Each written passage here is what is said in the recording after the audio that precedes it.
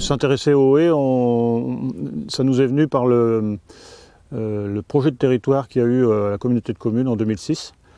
Et on a été plusieurs agriculteurs à dire effectivement il faut qu'on s'occupe de mettre en place une filière bois parce que c'est un combustible renouvelable et puis on a la capacité nous sur nos tours de parcelles de pouvoir vraiment mettre en place.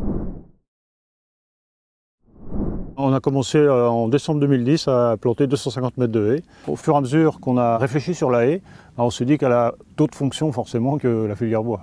Il n'y a pas toujours cette idée de on exploite la haie et puis voilà. Mais il se passe tellement de choses dans une haie qu'on a mordu dedans. Donc on a refait 650 mètres 2 ans après. Et puis en fait on s'est fixé un objectif d'en refaire au moins tous les 2 ans entre 300 et 600 mètres. On sent déjà qu'il se passe des choses sur les 20 ou 30 mètres derrière la haie.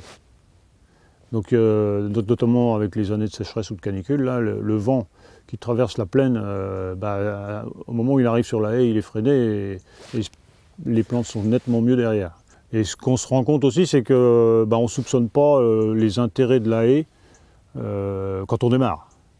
Mais à force d'observation, on se dit tiens oui, là il y a plus de pollinisateurs dans notre secteur. Il y a eu une dynamique de groupe forcément par rapport au projet de territoire avec les quelques agriculteurs intéressés. Donc l'intervention de M. Pivin, il y a eu aussi l'intervention de Laurent Nevoux, donc de la SIC Bois Bocage Énergie sur l'Orne, qui nous ont aidés aussi, et puis nous ont aidés à prendre conscience un petit peu de l'aspect soin à la plantation. Et par rapport au nombre d'espèces aussi qu'il faut mettre en place. Après, il y a eu une aide financière du conseil départemental qui fournissait en gros la valeur du plan.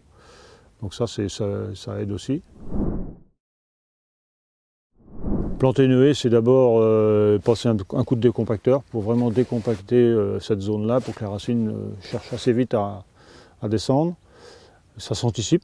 Donc ça se fait plutôt fin août ou septembre sur une terre sèche.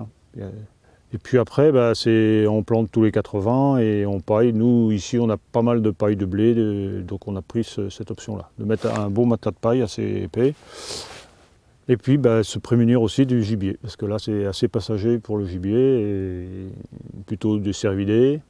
Donc c'est un fil de clôture électrique à 70 et puis un à 1,20 m. Quand on fait le tour d'une parcelle de culture, on pense aussi dans le coin à laisser une brèche de 12 mètres environ pour vraiment pouvoir déboucher avec les outils ou embrayer les charrues sans qu'on ait des coins vraiment difficiles à cultiver.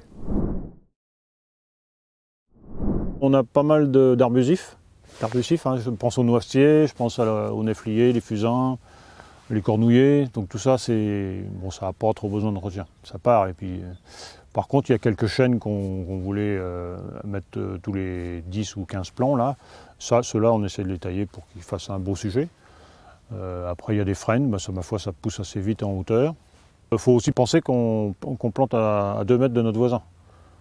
Donc du coup, il ne faut pas non plus que ce soit le bazar jusqu'au chez le voisin. Il faut se garder un espace pour pouvoir intervenir déjà. Et il faut contenir la haie en épaisseur. On est vraiment content d'avoir mis ça en place dès 2011 parce qu'on se rend compte que la haie c'est long à pousser et à force de l'observer, on sait qu'elle a vraiment un rôle au niveau de l'habitat, des auxiliaires, des oiseaux, de la nourriture des oiseaux. Et puis on sait que de l'énergie pour se chauffer à base de plaquettes de bois, c'est du bon sens.